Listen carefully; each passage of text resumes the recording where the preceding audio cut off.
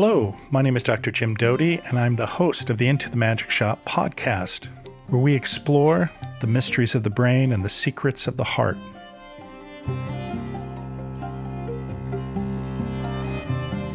Hi, my guest today is Dr. Tony Nader.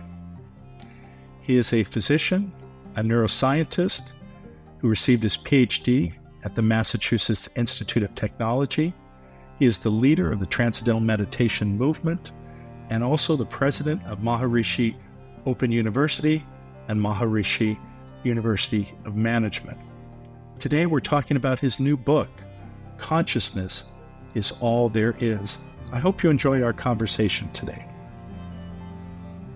Well, Tony, it's great to have you with me today. And of course, one of the things we're going to be talking about is your new book, which I will show there, which I think comes out, is it August 6th?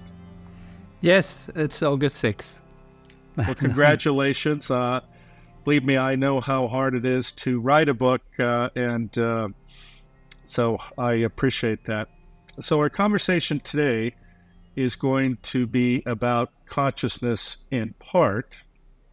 And maybe you can tell us, though, briefly a little bit about your background and how you ended up not only with your interest in consciousness, but a little bit more about your backstory with Maharishi and how that evolved. And of course, I know obviously, I think this happened while you were in med school. Your interest grew in this area. Correct. Thank you for having me first, Jim. It's wonderful. Nice to see you again.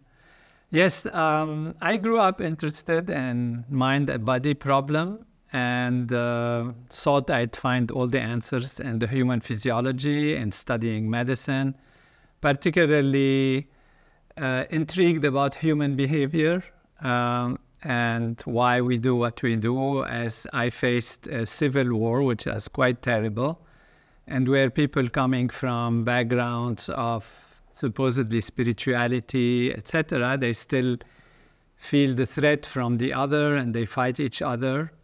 So I thought everything comes from physical physiology and leads to the emergence of the brain, and that leads to some decision making based on the complexity of what we have and the prejudices, etc. So if we study the brain, we study the body. So I did study physiology. I did medicine at the American University in Beirut. And then at the same time, I had learned Transcendental Meditation, which is a purely mind technique, consciousness technique, just very simple. You don't do anything physically. You just guide your mind to settle down, or it guides itself. It's a very natural, simple technique. And I was having great experiences with it, particularly during the war, where I had to face very tough situations in the emergency room with great casualties every day and lack of sleep and all of that. And it gave me that such deep strength and understanding of myself and ability to face these situations that I kept doing it even during the hard times of medical school. And then I was lucky to be accepted at MIT. After having done my internship and some psychiatry, I did at MIT Brain and Cognitive Science, where I got my PhD.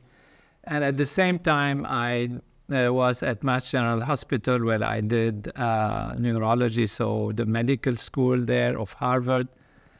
And I continued to be inspired by the mind, and I thought I'd take a sabbatical. I was invited by Maharishi to go to India. He knew I was meditating. We had met before, like 10 years before, in Switzerland when there was a health conference. And I did research on some of the natural medical products that come from this Ayurvedic medicine, the ancient medicine. So he wanted me to come and work with him. I had also learned to become a teacher of meditation, of transcendental meditation, and asked me to come and be with him. And I thought, I'd come for a few months. I had a car, a plane, an apartment in Boston. even plane. I loved flying and all that. And all these had to wait. So when I went was like for a week or two. And then it became more and more. And so I had to call my colleagues so they can take care of my patients who were behind.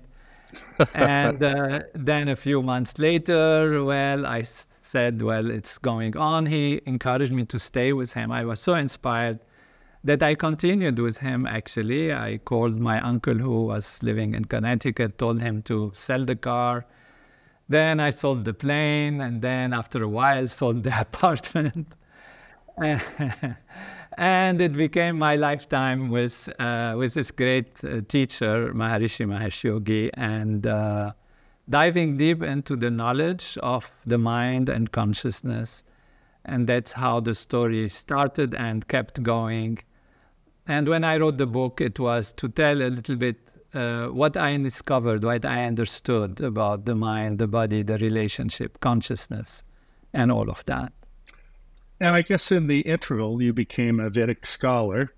And obviously, I'm sure that has had an impact on your views about consciousness.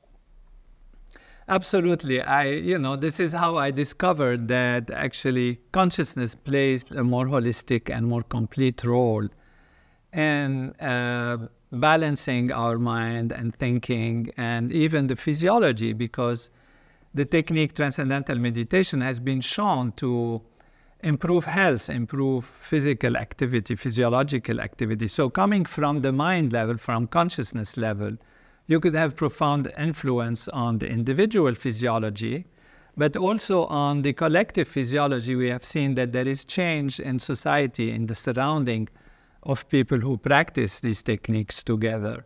Also improvement in behavior, more tolerance, more openness, more friendliness, more compassion, and all of these beautiful values come naturally when people settle in within themselves and remove the deep stresses and strains that block their perception.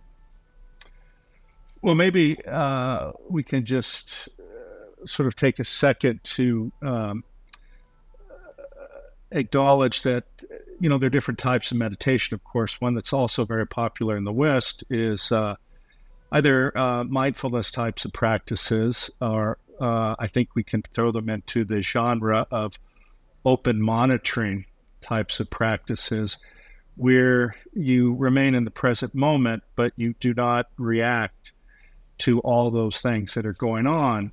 And those types of practice as well have been demonstrated to have also a lot of health benefits. I think at the end of the day, understanding your mind and understanding the power you have with certain types of training can have a huge, huge impact on how we respond to our world, I think. Yeah, obviously, actually we almost always evolve no matter what. Every experience we have, every relationship we have, every situation we encounter is a lesson in life, and it opens up our greater understanding of who we are, why we are, even on a subliminal level. It's not always clear, and the past can be sometimes tedious and sometimes difficult, sometimes challenging, but overcoming challenge and expanding our awareness and listening and talking to people who are having wisdom. I know you like a lot, or not just like, but you have investigated compassion and feelings. And these are all guides that help us to expand our being from the smallness to embrace more of others and be feeling with others. So all of these techniques, including mindfulness, are very helpful. Everyone has its different character. Transcendental meditation is, by its name, to transcend, which means to go beyond even any open monitoring and allow the mind to settle down to its own inner self. It's like having the ocean, and you can be on the surface of the ocean observing the waves, and you can be taken by the waves, you can be part of the storm and fight it, and you can learn with mindfulness to settle down and see it and observe the waves and whatever, and not be shaken by it. And you can also dive deeper. That's why we call transcending, go beyond the surface level. And that happens very naturally by the natural tendency of the mind to search always for more happiness, more charm, more fulfillment. And since the bottom of the ocean, which is our true inner self, is more than the most, when you take this inward direction, the mind dives naturally there. And there you transcend, which means you go beyond any observation, any even putting attention on anything or even observing. And you transcend, which means you experience what we call pure consciousness, which is a state where there is no thought, there is no any kind of mental activity, not even memory, and it happens naturally. It's not something you force yourself to do. And you experience that inner silence, which we call pure being, pure consciousness. Well, that's so. I guess one of the questions about that, though, is this a individual experience, or by doing so, does this connect you, if you will, to the reality of the oneness of all of us, and how this allows us to connect with that, if you will? Beautifully said. It's really the theme of the book. Consciousness is all there is, which means that's who we really are. Actually, we all are expressions of one ocean.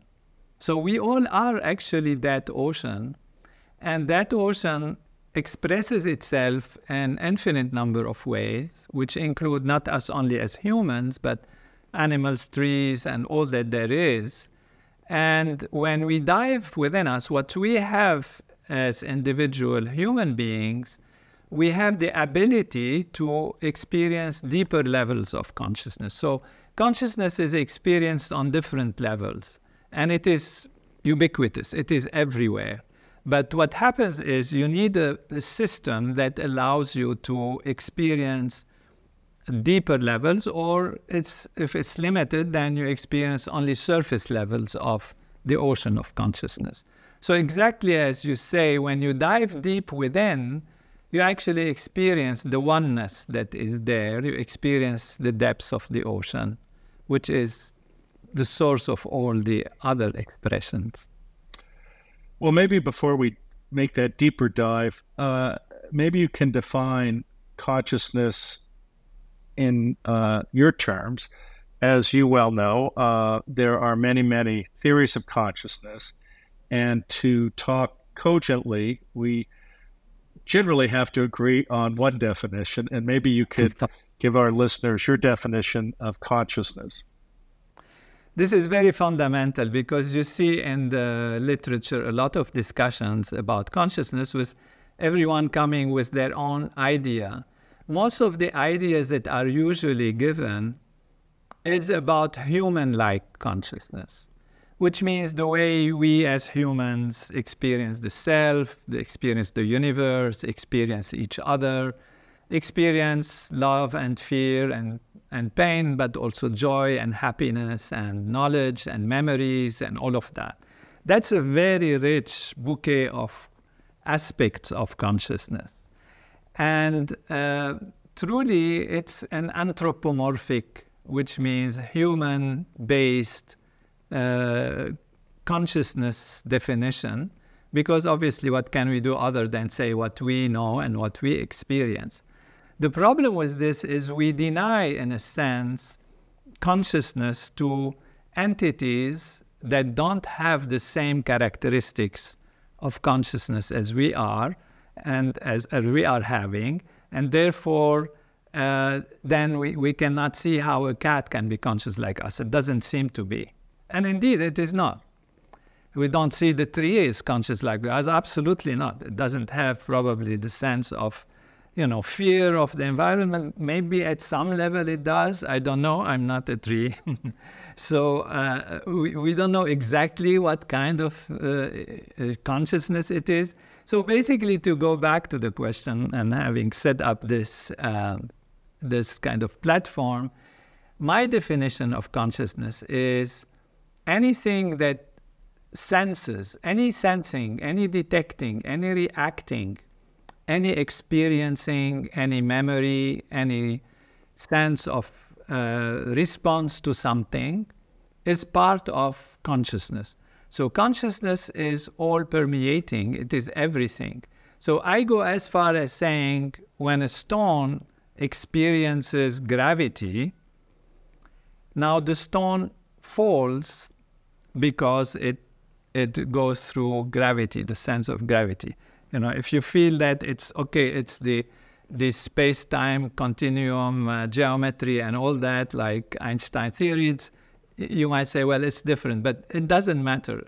Whatever it is, it experiences a slope or experiences a pull or something like that, and it falls and it takes the course, a specific trajectory, that is an expression of consciousness. Now, people will jump, oh, what do you mean? The stone knows that it makes a decision that it is there. No, it is not. This is why I started by saying consciousness is on a spectrum, a big, huge spectrum. Starting from sensing anything is a very minimal, meager level of consciousness, where the stone has absolutely no idea of the self. So self-consciousness is a higher level of consciousness. The stone has no sense of self, sense of future, sense of past, sense of pain, sense of what will happen to me. The stone has none of that, absolutely none of that. So I'm not talking about human-like consciousness in a stone. All I'm saying is there is a sensing which gets the stone to actually fall. Or if you take two particles, one positive, one negative particle, and that is no more the gravitational field, but we're talking here about the electromagnetic field. There is a field. A field is like the ocean. That field can have fluctuations, and these are appearing sometimes as a negative and sometimes as a positive. So an electron is a negative kind of fluctuation, a positron is a positive kind of fluctuation. Now, when these two actually attract each other, positive with negative, and come towards each other, that is sensing. But on the most minimal, meager level of sensing, and that is also an expression of the lower level of consciousness, going up to maybe, all the range we can describe, maybe when a sunflower turns to the sun in the morning, that is sensing the sun. It's more complex than two particles interacting. It has more mechanisms within it that make it turn. Does it have a decision-making process? Does it have a choice to say, no, I don't want to turn to the sun?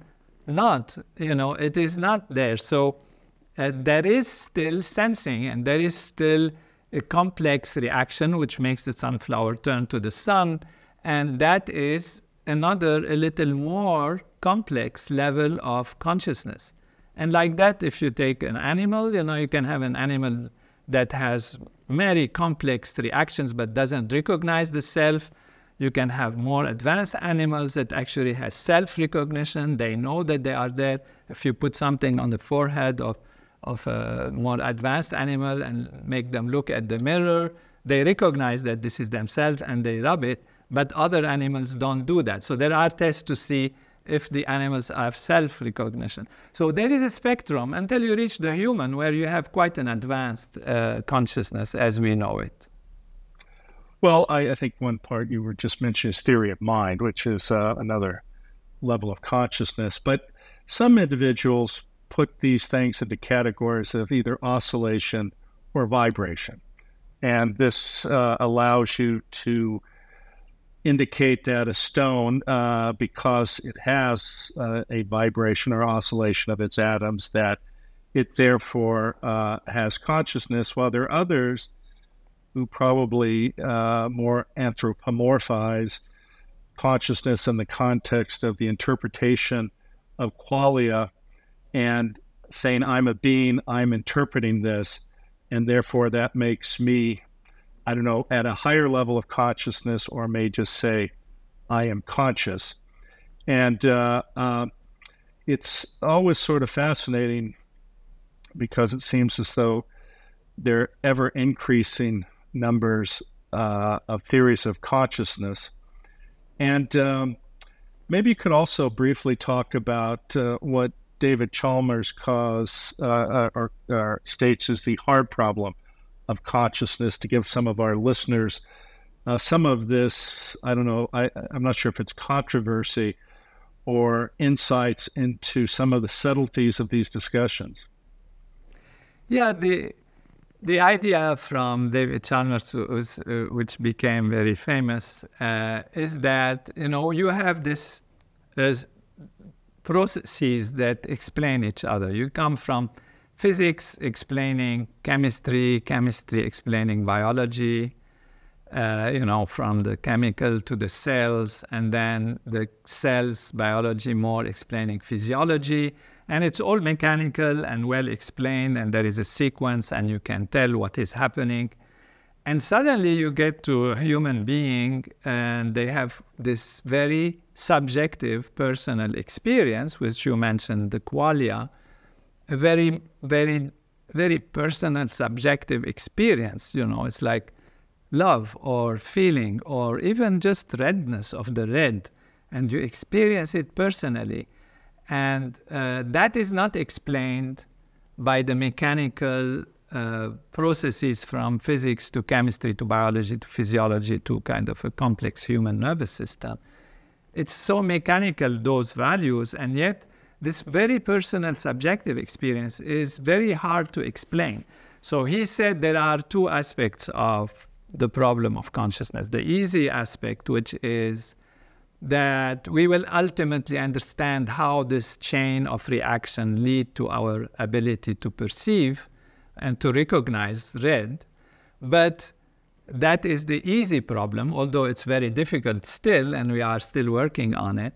And then there is the hard problem, which is how this translates into this very personal, very intimate sense of being, sense of existing, sense of history, sense of self-referral and personal qualia, which means moments of inner experience that are not mechanical.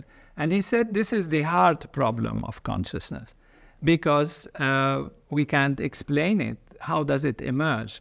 And so scientists and philosophers have been trying to explain this and that perspective.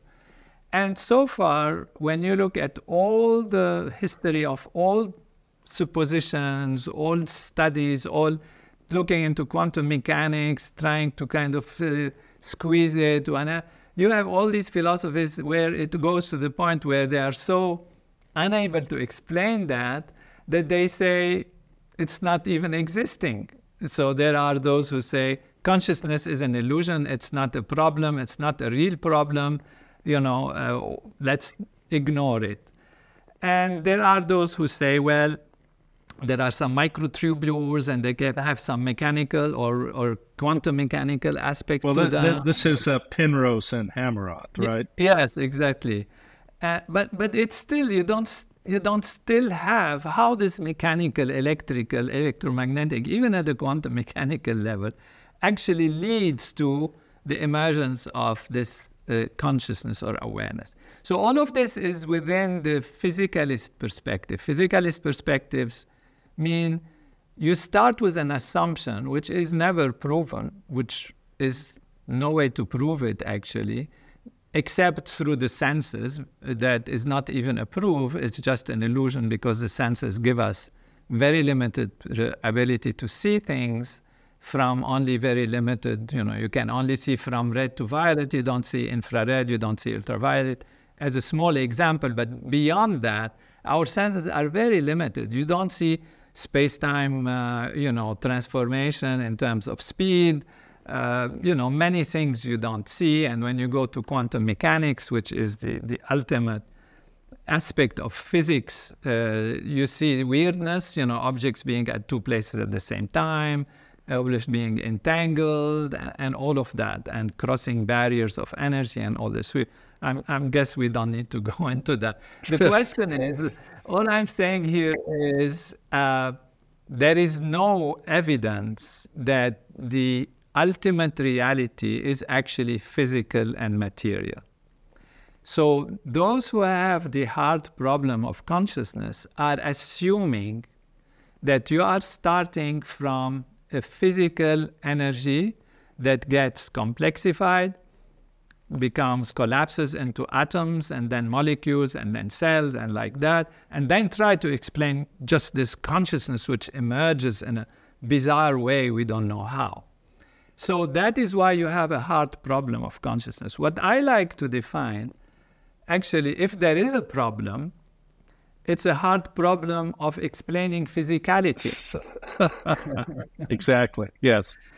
And that would be, if you reverse the initial starting point from being physical to being actually consciousness, non-physical. That's what the book Consciousness is All There Is about. It's about showing that what happens if you say, well, let's get a starting point, which we don't know what the starting point is. We are just assuming. There is no proof by any means, definite proof by any means, that physicality is the essence, is the origin, is the primary value. To the contrary, there are, in my point of view, many evidence to show the contrary. But still, if you start from that, can you explain how the physical material level emerges? That is something that the idealists, or those who believe, and I'm not the one who started saying that consciousness is primary. But the problem is, they had a problem of explaining physicality and they didn't do it. So having gone through a lot of research myself in consciousness and Vedic literature and learning from Maharishi Mahesh Yogi and putting all of this together, I came with a suggestion, let's call it, of how this can be.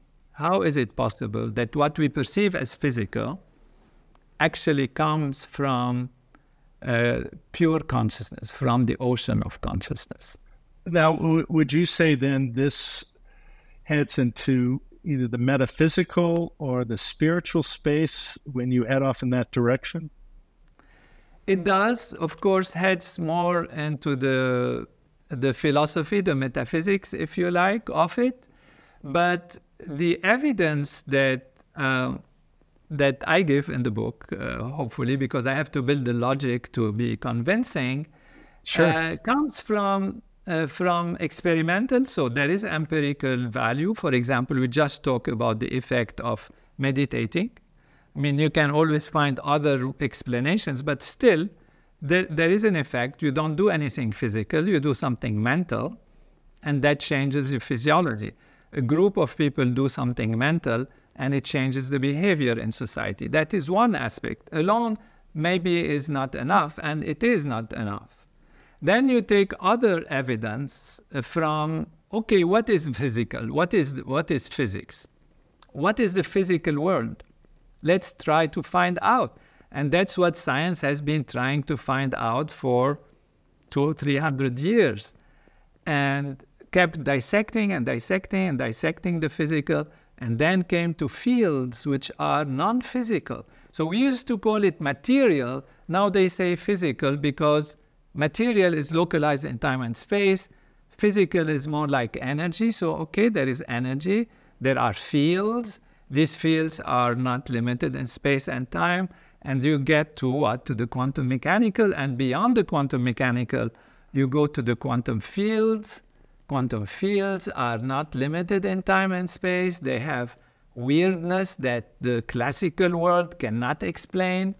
How can you explain that if you speed up, this distances crunch and time slows down? So even those values, which are such a deep reference in terms of our existence, time and space, they're just so solid. They are who we are from this limited perspective, and they are found to be relative, to be limited by or changing based on speed.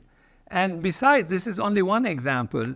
You know, an electron has a potential to be everywhere at different probabilities. Right. It's not a billiard ball going around an atom, around the center of an atom or the nucleus. And so all of these things and many other things show that these fields are more and more subtle, and now there is a series of unified field, which is actually a mathematical theory. It's not really physical. And you see that the top scientists in the field of physics, I'm not talking about philosophers or metaphysics, that are saying, and I quote some of them in the book, that the world is more like a thought than a reality of physical things. It's more happening in our mind and our thoughts. Although it is real, and that is another part of the importance of acknowledging the reality of the surface value, but it is real as an expression of consciousness. So these are some elements. The other elements is, and that is powerful, that is the explanatory power of a theory or of a paradigm or of a suggestion, as I would like to say, about the reality. And that is its explanatory power. How much can it explain our life? How much can it explain good and bad? How much can it explain purpose? Does it give us a hint about freedom and determinism? Does it show why we grow happier? Or is there a connection between all these values? And this is where I show that actually the explanatory power of the theory, the axiom, or if you like, the paradigm of consciousness being primary, and how it develops into the appearance and dynamics of material and physical existence is really very compelling. And so here you get a converging evidence from a number of sides that are very different that gives the confidence and the strength of the argument. So I have a couple questions there. On the one hand, because there is a tendency to think humans are the highest level of consciousness that we are aware of, which is somewhat egotistical, and I think a lot of people would acknowledge with the size of the universe that there are potentially other, we may call them conscious organisms that think far beyond us. So is it possible that at our level of development, that we do not have the capacity to understand consciousness, and we, of course, come up with these different theories based on what might be considered the limited knowledge we have? Or there are other suggestions that what we call reality is a delusion, and that, in fact, we're in a simulation. Do you have any thoughts about that?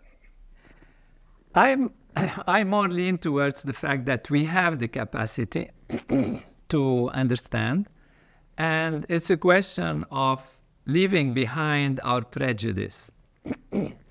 When Galileo, and it's a common example, but it's so illustrative, said, or Copernicus, that the sun is not moving in the sky. It's the earth that is round and rotating, and that's why we have the illusion of the sun moving in the sky.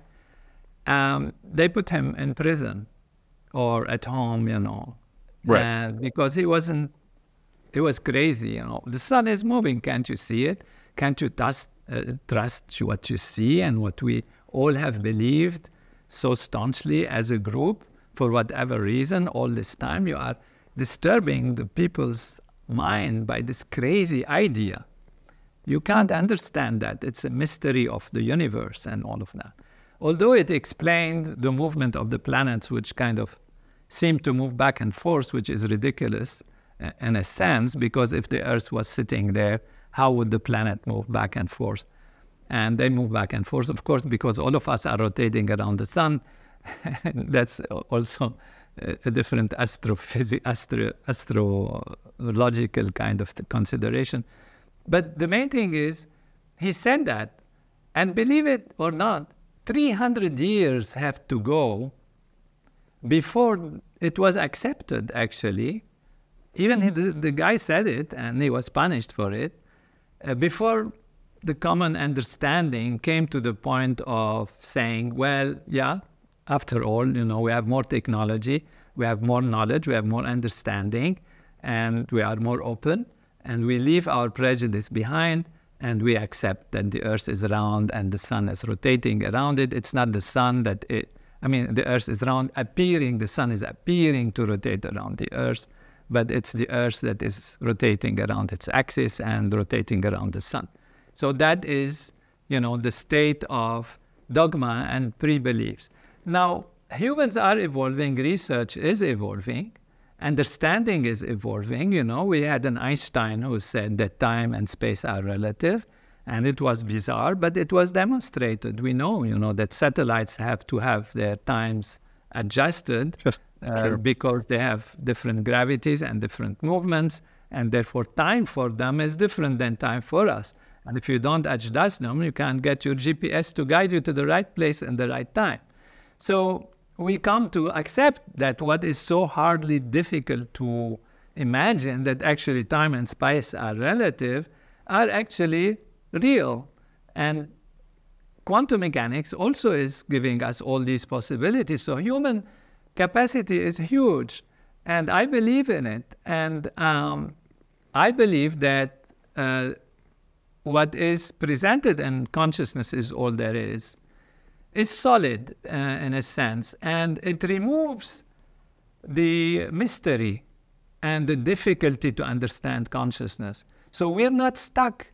It's just what we're stuck with is that everything is physical, and therefore consciousness is going to be impossible to explain because either it doesn't exist or we are never going to be able, we are not so intelligent to understand it, so let's leave it and stop, doing that. Why? Just because we are so staunchly believing that everything is actually physical. Now, if you say everything is consciousness, well, nobody had really take us through the steps by which this universe appears as it appears. So the idea that there are multiverses or the idea that we are a simulation is an escape a little bit. I mean, it is possible that there are multiverses, and my theory allows that to be part of the logic. Why not? And actually it explains it. That's one of the explanatory powers, because one of the problems of the multiverse I know I'm going on a tangent, but I'll come back, is that where is all this energy is coming from to create all these multiverses? They have no idea. How could it be imaginable? Anyway, with consciousness, you can explain it. You don't have to create energy. It's all the fluctuation within that field of being, the fluctuation within that field of consciousness. And if you say simulation, who's doing the simulation? Where is that computer? It's transposing the problem, really. Well, I guess, though, if you define consciousness, where did consciousness come from? But another question, though, I think is at least interesting to me, is you and I are having this conversation. There is a you, there is a me. But as we, if you will, connect with ultimate consciousness, is there a me or a you at this point? And in that context, how does this sense of ourselves actually interact with this universal consciousness, or do we sort of devolve into this feeling and connection with everything, and there is no more you or me? We're just part of this energy field, if you will, that defines consciousness. Yeah, the second option. I check the second option. Well, how does this... Which is there is an ocean of consciousness, and we are that on the surface level. We are seeing it from our limited perspective. When we let go of the limited perspective, it's the ocean itself seeing itself. Is no more you seeing it. You cannot you see it. It's too big. It's too huge in your limited perspective. You have to let go of the small self and then reach that state of no sense of individuality. That's why, the Buddhist monks talk about no sense of self, and there is no self. There is no individuality. There is that feeling which is an experience of being devoid of any individuality. And therefore, in that state, you don't say you and me, you'd say that, I am that. And that is acknowledging itself by itself. It doesn't need your small consciousness. Actually, you're not yours, Dr. Doty, yours is you. I understand what you're saying. The other's conscious, it doesn't need the specific consciousness. Actually, what lights up our consciousness is that ocean of being, that ocean of consciousness is like the light that allows us to see and see from a limited perspective. It's like there is a light and then you put something to hide other things and you start seeing from this narrow place, but it's the light that is lighting. It's the light that is lighting. And the other guy there, it's the same light, but they're seeing from their own little space. They're seeing from their own little space. And they say, I am seeing this. And the other side says, I am seeing this, and I am seeing that. And when they both realize, where is the light coming from? They find the light. And it's the same light. And so, well, you said something I want to come back to, but if you have a comment. No, go ahead. You said something in passing, but it's a big question. Where this consciousness came from? Okay? So if you suppose, okay, all right, you're saying where is the physicality coming from? Where is consciousness coming from? It doesn't have to come from anywhere. Why? Because it's not physical, it's not material, it is not time and space based. The question of where from and where to are space-time contingencies, are space-time necessities. This consciousness is not within space and time. And this is the only way to resolve beginning and ends. And that is why this non-material, so it doesn't comply, is not subject to what we experience as material and physical. Already material and physical is dissolving even in front of our eyes when you come to the quantum field theories and the quantum mechanics, where things are just spread out, there are potentialities, and then why do they collapse at points? Okay, there are different theories. Again, we don't want to go into that, the Copenhagen interpretation of the collapse of the wave function or the multiverse, whatever. There are theories like that. But what happens is that you transcend, you go beyond the atom or the electron, for example, the particle, as being something localized in time and space. It's not there. It could be on the moon. It could be in Mars. So let me ask a couple other, I think, related questions. So we each have our own individual identity. And theoretically, we are all part of consciousness, or I think you could even put in the context of universal love or connection or oneness. And of course, as humans at least, we have different aspects such as ego, that interfere with us, if you will, being a vessel of love for all. And so a couple other, I think, intriguing aspects of this. So when you die, what does that mean? Does that mean that what we define as our consciousness, or what we perceived ourselves while living in this body, does that dissolve into, I won't say nothingness, but this universal consciousness? And then let's say you're reborn again as an empty vessel.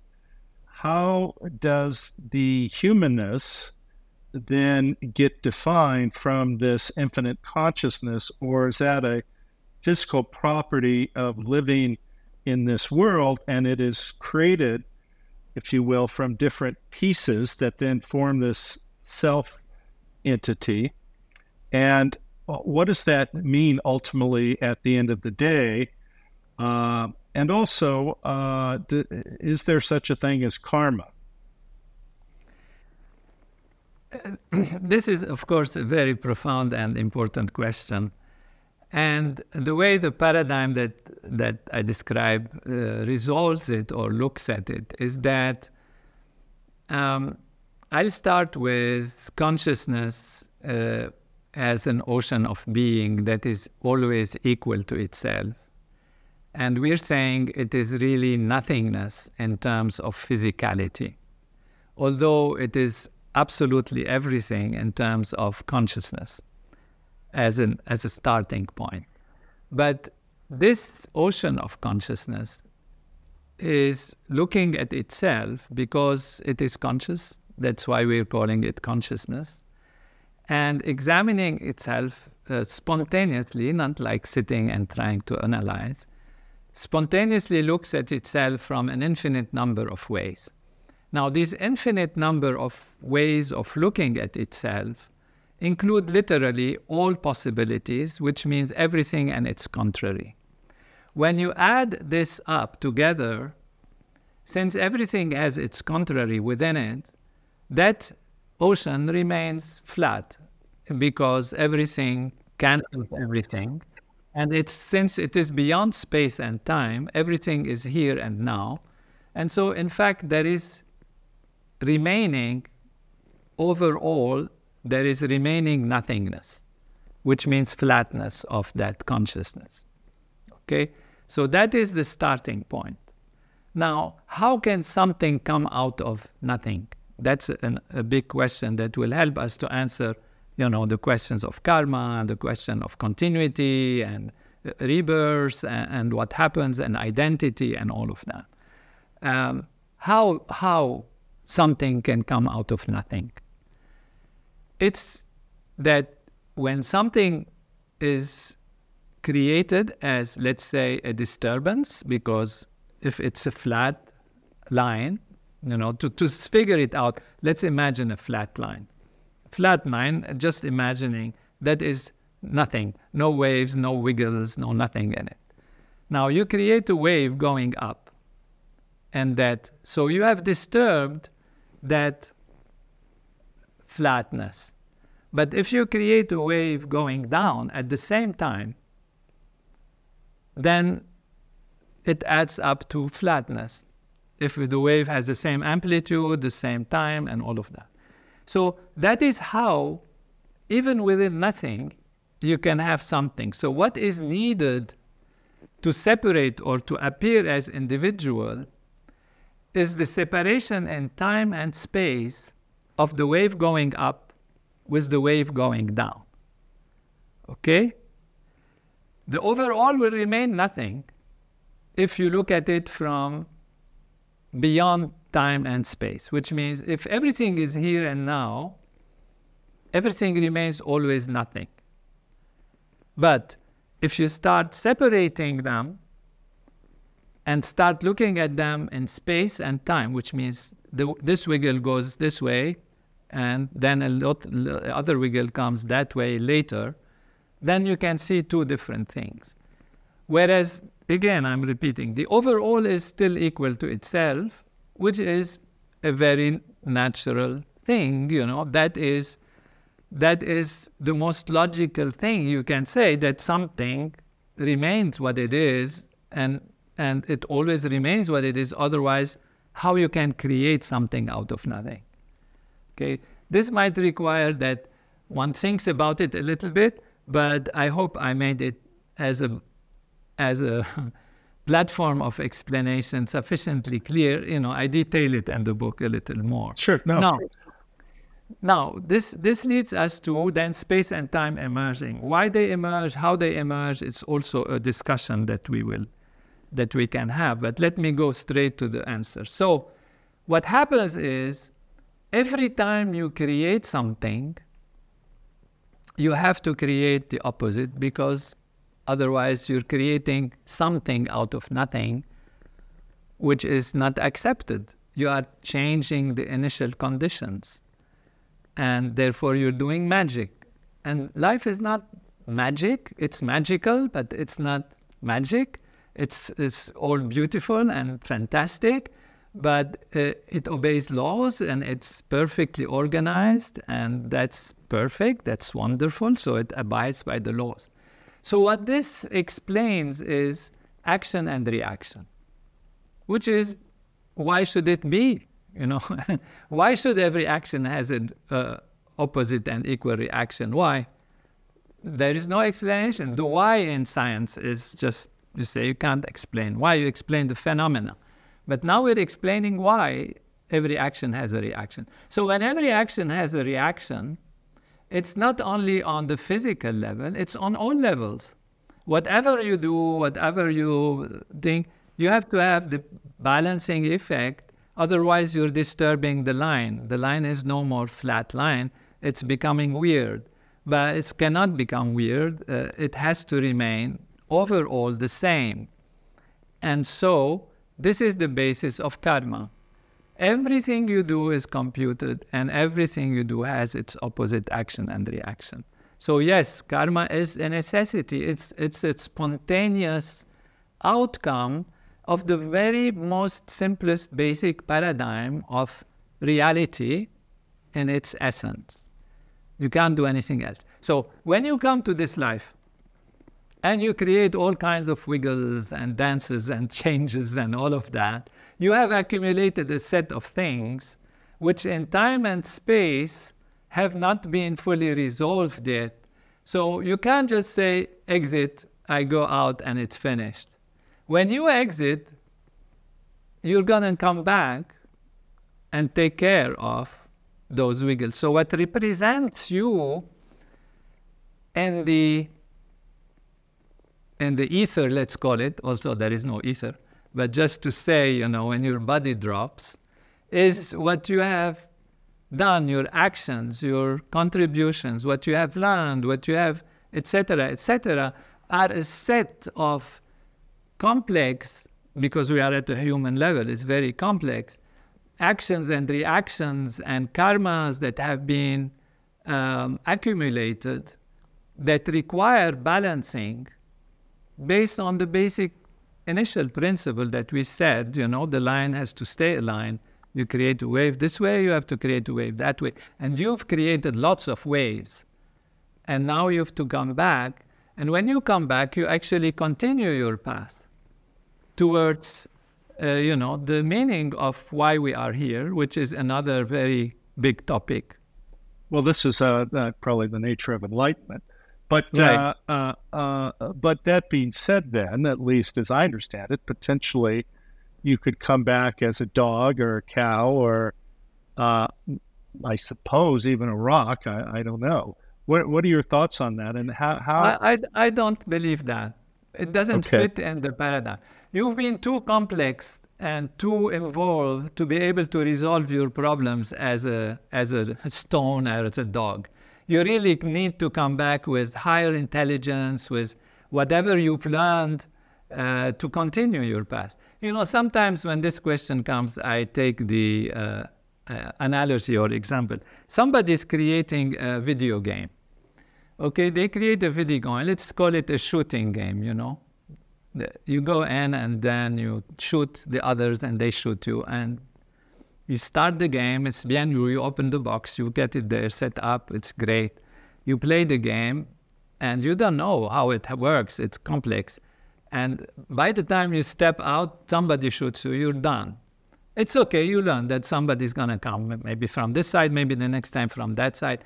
You start the game again, and then you've learned something. And now you do something more, and you advance, and you get shot, and you advance again. You start it over, and you continue until you learn, and you adjust, and all of that. And then you kind of reach the goal, okay? If somebody created a game like that, and then just the first time you get shot, you can't play the game anymore. It's over. Who will buy the game? Nobody will buy the game. It doesn't mean anything to have a game like that. So if there is a force of life that created that game of life, if you like, it has to give us the chance to try again. But every time you come to try again, you come with a certain baggage of knowledge, of experience, of all of that. Some things you have created, something you have to create, and you continue your path towards, as you said, enlightenment or full recognition of the reality of life. So does Vedic literature then basically say that you only come back as a human in a karmic life? You come back based on your karma, of course, and the best way to learn. That's why we all come in different situations, in different circumstances, which is also something that, is left to mystery. Why the Creator will make you come as, a miserable person and the other guy something else, and why when you go through your life, why would it be like that? Well, Yeah, what I was going to say, though, is, that's why there are some individuals who, whether you call it God, the Creator, the universe, whatever it is, get frustrated because they say, if God is all-knowing and omniscient and good, why does he allow suffering and for the innocent? And that gets into a whole nother debate because, there are some people who have been profoundly, if you want to say, religious or thoughtful in this regard, who say, I'm now a complete non-believer in anything. Well, that's where we say, well, you don't have to believe on something unfair. You have to take responsibility. That's the best way on a pragmatic level even, not just on a theoretical level, but on a pragmatic level, but also certainly based on the paradigm I am offering or presenting. You just say that for some reason, these are the best conditions you can have based on your previous life, previous actions, previous, baggage that you have accumulated. And it's now the time to actually use those circumstances. So it's not that you are born somewhere which is not ideal. It's not always bad compared to somebody else who's born in a very comfortable ideal. We've seen and we know children of, wealthy, healthy people who go very much off and live a miserable life. So life is lived on a subjective level. It's not lived on the outer level. That is where consciousness is very important to realize, and is very important and very essential and important in support of the idea. We don't live our life based on how much cars we have and planes we have. They might help, whatever. I'm not against it. It's great to have wealth and health, and absolutely great and necessary. But what you live, you yourself, what you live, is in your consciousness, is in your awareness, how you digest these things. You can see, I go somewhere, even traveling, even in India, and other places, not that we want to take India as an example, but you go in these villages and these kids who are poor and you talk to them, they have the laughter, they have the happiness, they have the something beautiful about them. I'm not saying everyone, and I'm not saying you need to be poor in order to do that. To the contrary, all I'm saying is that life is lived in your consciousness. And so how you realize things, of course, there are things that happen that are unfathomable on the surface level because we don't know exactly all the circumstances of the past and the present and the needs of the environment. We cannot know. It's unfathomable. That's why we call it unfathomable. And it is said in the Vedic literature, unfathomable is the field of karma, because you can't always explain. But what is fathomable is you do your best and use the circumstances that you have, whatever they are. Whatever they are. They might be there and seem to be the worst thing, and you can overcome them. I have had moments in my life where I felt, why, my God, my father got shot in the face in the war. I've seen my friends die. I have been up in the emergency room seeing things I can't even describe to you. When I think about them, I remember the doctors, my friends, would turn their head. They couldn't see what they are receiving with people who have received shrapnels and bullets and things. I don't want to go there because it's not pleasant.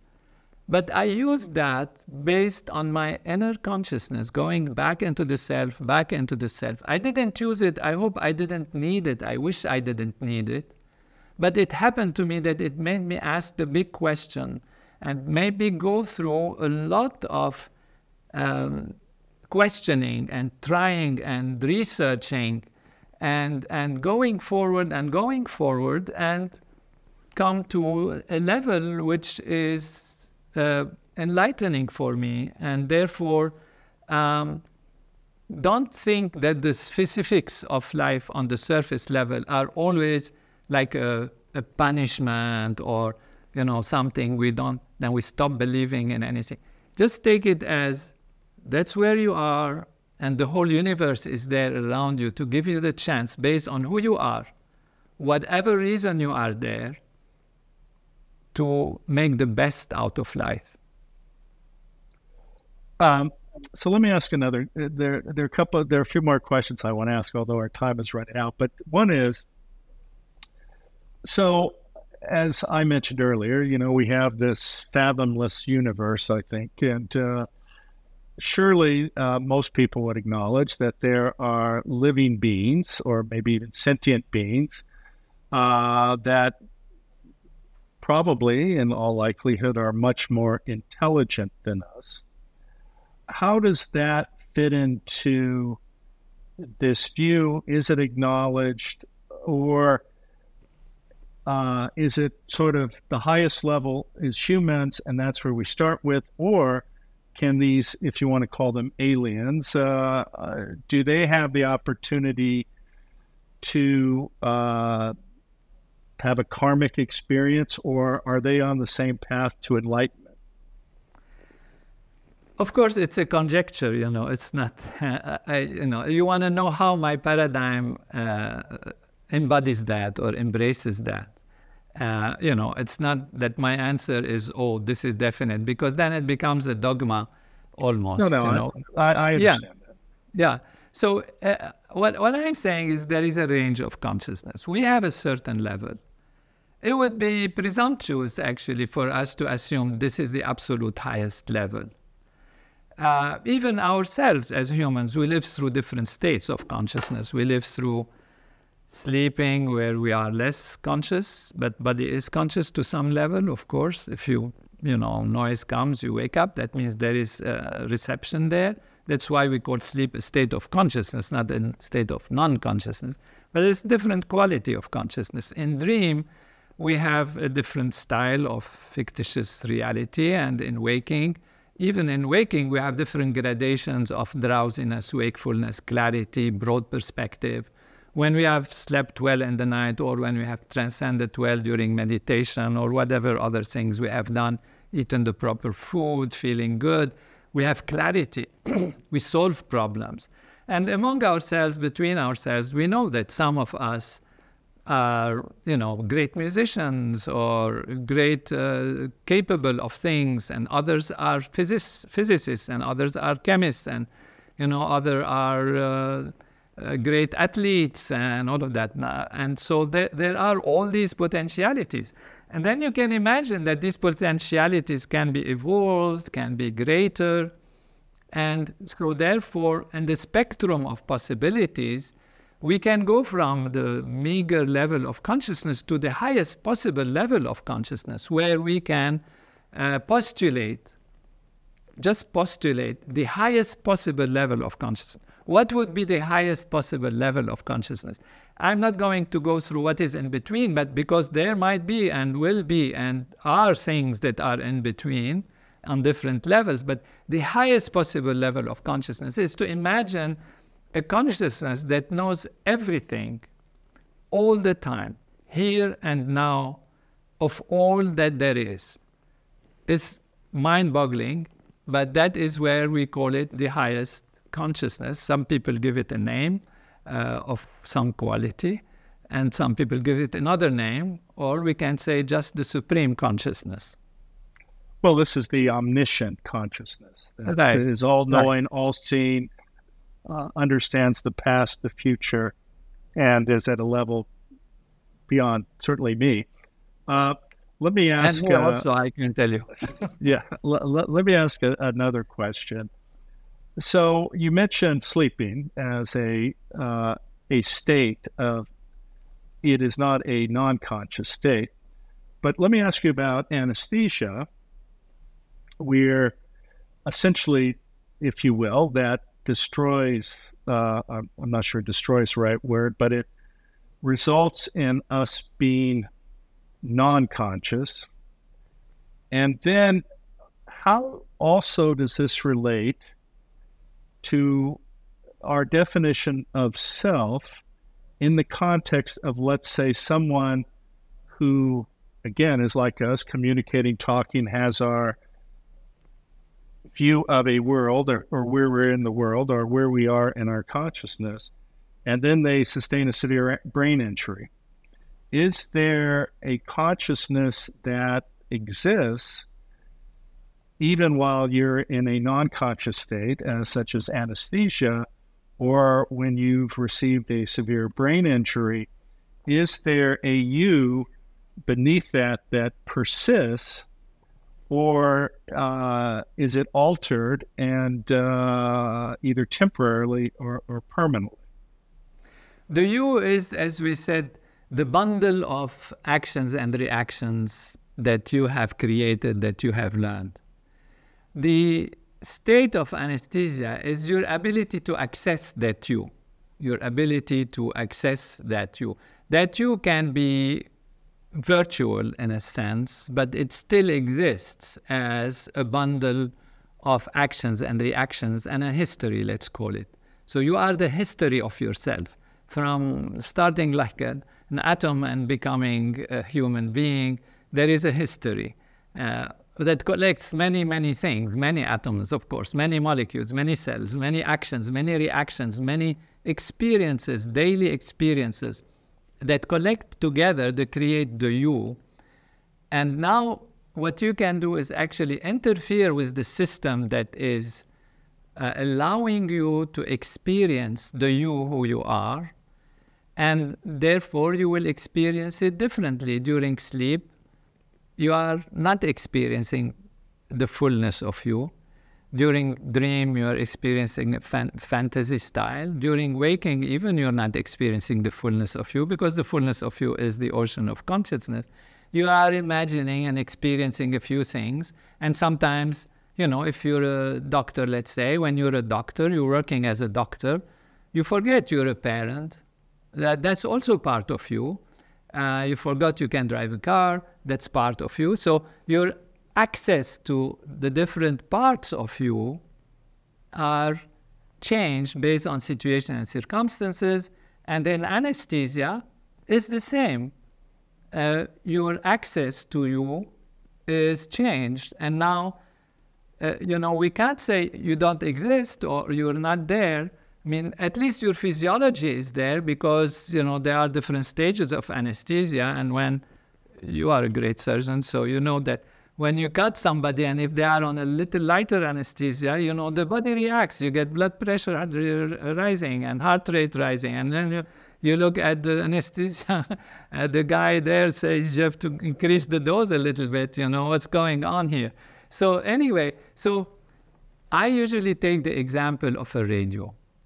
A radio detects the waves, a radio like, we used to have, or your iPhone, you'd listen to the music. But let's take a big box radio, the old style radio with the knobs and all of that you adjust the frequency and you go here and there.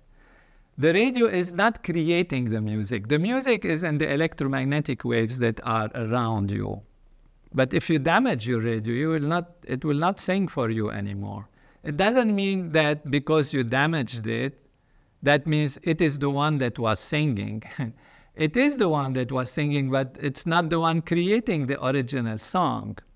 The song is in the air as electromagnetic wave, and there is a transducer, which we call the radio, which you can adjust as its frequency. And now you're listening to the frequency of this music, long, FM music, long wave music, whatever music, based on that. And if you play with it, you might disturb it, and that will not play the music anymore. So we require a system that allows us to experience higher or lower levels of consciousness and can go through different phases. And this doesn't say, at least based on this example, that it is the system creating consciousness. It's experiencing consciousness, living certain levels of consciousness, and it lives these levels differently at different times in different conditions. I think I understand. I know you understand. I hope our viewers are happy with it. No, I think we've given a broad discussion to get at least some insights into this. I always like what Carl Sagan said. He said, we're all stardust, and in some ways, we're all consciousness and are part of, at least for many of us, an extraordinary mystery that allows us, though, to be here, but also to accept that there's a lot more that binds us together, and ultimately, we are one. Beautiful. Well, so thank you for being with me today. It's been a joy and a delight. I look forward to our path crossing in the future. Actually, Fred Travis and I and another colleague are actually doing an experiment or a project related to open monitoring, meditation, and TM. So I'm looking forward to that getting started. So thanks again, a pleasure, and I'm sure our listeners will enjoy this conversation. Thanks to you. It's wonderful to be with you. It's great. Looking forward to being together live again. Wonderful.